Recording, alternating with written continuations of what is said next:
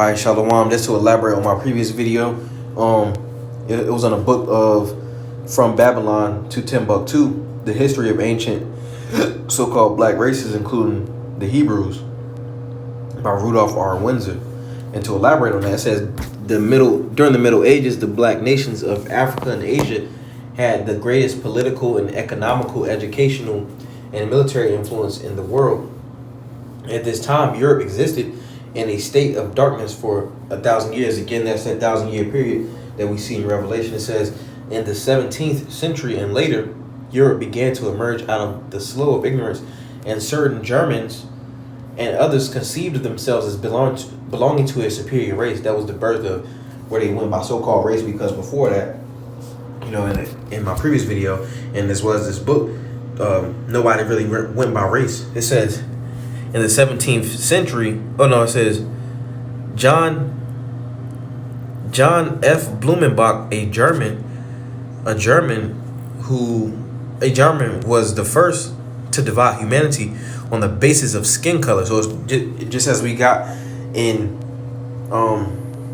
scripture, I can't remember what verse it is. It talks about confusion of face. Daniel 9:7, confusion of face.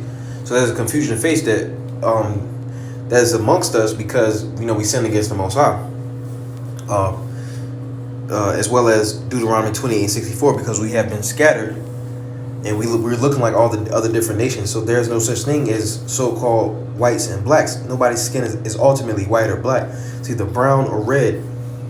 It says up to this time, no such attempts have been made. His classification set up a color line to the detriment of later generations. And look at how it has been detrimental to society today. I mean, it's all because of the curses. But you go to Hosea 1:10, it says Israel will be like the sand of the sea, roughly paraphrasing. But that means there's so many Israelites, and they're under that covering cast mentioned in Isaiah. The covering cast, because everybody thinks that they're either black, white, Chinese, or all these other different races. But ultimately, before this point, everybody was going off of their tribe or their nationality. Everybody has a biblical nationality. All right, so Lord willing, those edifying. Call Lord Yahweh Shalom.